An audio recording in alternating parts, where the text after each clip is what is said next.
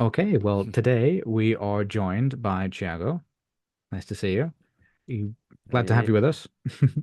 You- could you tell the group a little bit about yourself? Okay, my name is Thiago. I'm a Brazilian. I live in the north of Brazil, next to the Venezuela.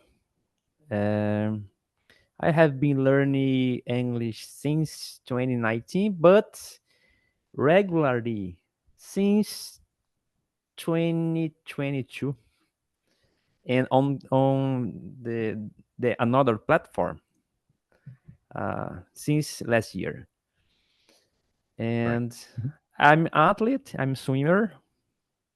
I work at a court of justice in my state as an analyst of legal process, and I'm trying to learn this language, this beautiful, amazing language. Okay, wonderful. So we're going to take a look now at a few development points based on Thiago's English class, which he's just had. Let's consider this first one here. I'm not attached in that videos. Okay, so this is our first sentence to consider. I'm not attached in that videos, and here we have a problem with regards to prepositions. Any ideas? How can we fix this?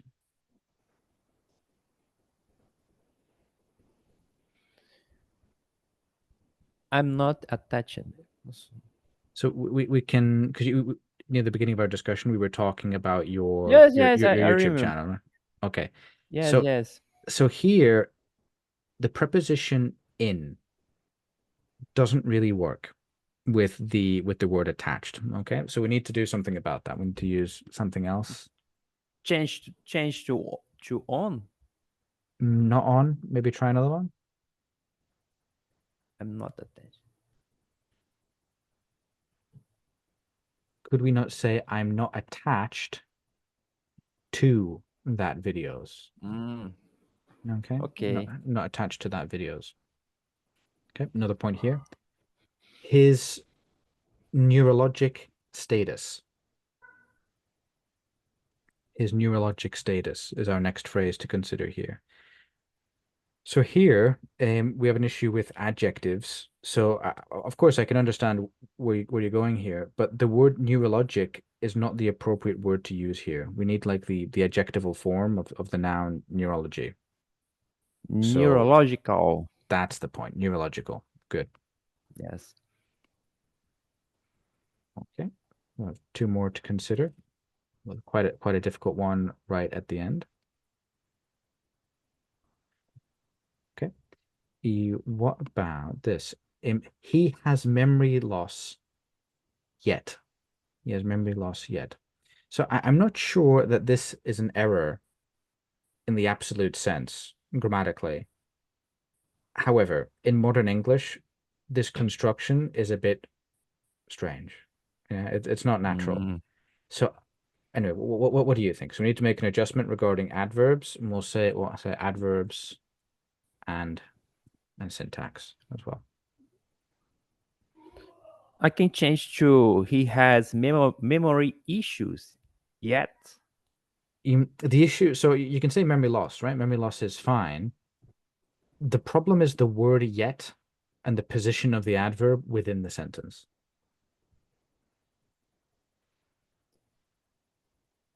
Um, I can't put in the final of the phrase yet. In this case, I wouldn't recommend it. In this particular sentence, I think it would be better to use the adverb just after the subject. He yet has memory Oh, loss. okay, so that's the position. And then could we switch yet to a different adverb?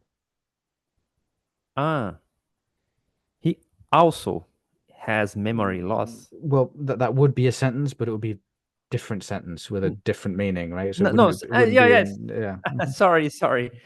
Uh, he yet. Could we not say he still has memory loss? Still. Yes, Okay. yes. All right. Here we have a significantly more complex sentence grammatically that needs some work. So the next sentence to consider is, he doesn't have seizures anymore since 2 months ago.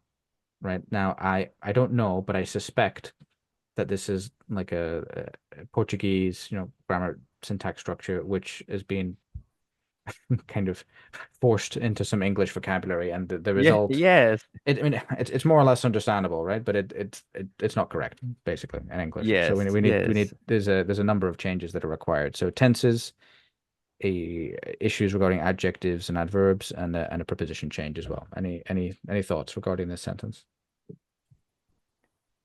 If I delete anywhere, it will be correct.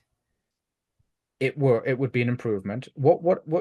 Is there a possibility of using an adjective which is quite similar to anymore, and then putting that adjective before the noun seizures?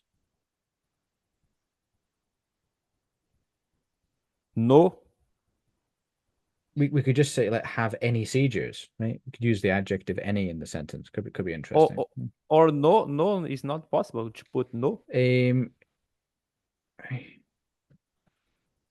yes, you could adjust the. And yeah, in fact, I'm going to put that in the notes. You could form an alternative structure using no structure. Using no. Yes, sure.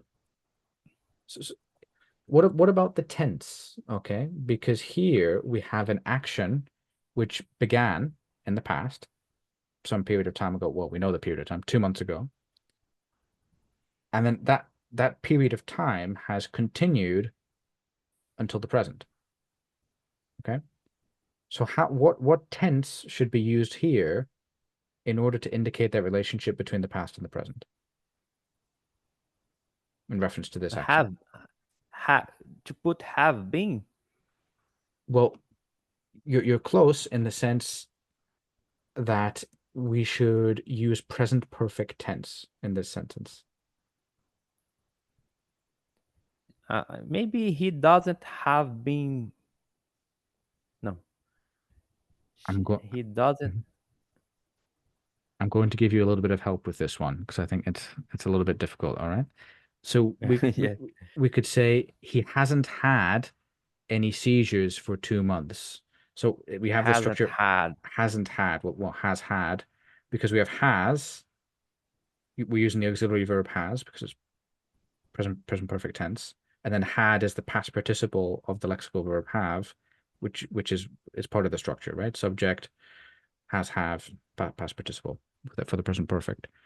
And then notice that the change here is, instead of saying since 2 months ago, in English we can use the preposition for to indicate that a period of time has elapsed, right? So, for example, I could say we have been speaking for 1 hour, right? It's a period of time which is being referenced, yeah, or duration of time.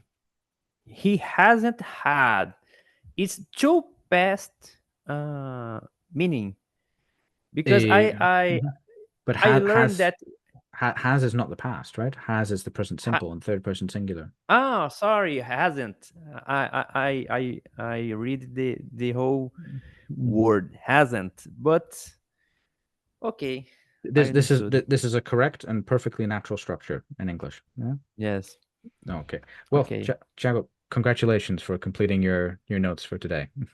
We'll Okay. Thank we'll you. see we'll see each other on another occasion.